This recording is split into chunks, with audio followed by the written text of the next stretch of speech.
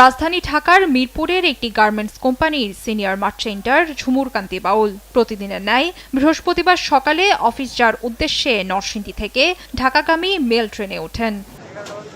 এ সময় জানালার পাশের সিটে বসতে চাইলে ওই সিটে থাকা মঞ্জুর নামের আরেক যাত্রীর সঙ্গে কথা কাটাকাটি হয়।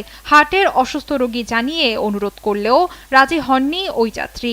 এই নিয়ে কথা কাটাকাটির এক পর্যায়ে মঞ্জুরের এলোপাথারি কিলঘুষিতে গুরুতর আহত হন ঝুমুর। পরে অন্য যাত্রীরা তাকে উদ্ধার করে স্টেশনে নামিয়ে দিলে উপস্থিত লোকজন নরসিংদী সদর হাসপাতালে নিয়ে যায়। এ সময় কর্তব্যরত চিকিৎসক তাকে মৃত ঘোষণা করেন।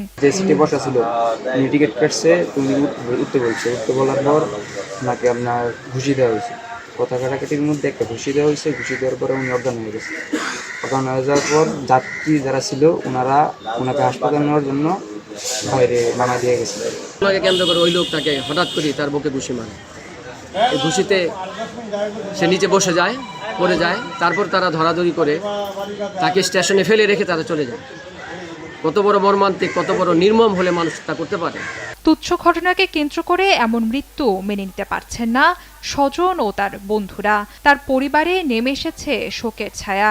এই ঘটনায় দৃষ্টান্তমূলক শাস্তির দাবি করেছেন স্বজনরা। উনি যখন সিটে উঠতে চাইছিল, ওনাদের জন্য একটা সিট বাড়াতো, কয়েকদিন রাখা যায়।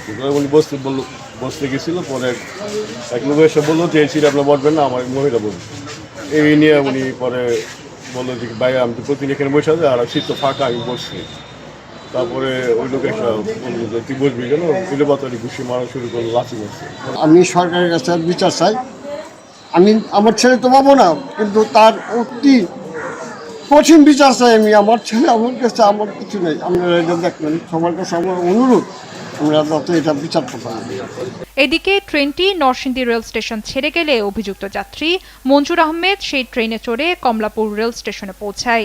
এর আগে যাত্রীরা বিভিন্ন গ্রুপে অভিযুক্ত ব্যক্তির ছবি প্রকাশ করলে তা কমলাপুর রেলওয়ে পুলিশের নজরে আসে।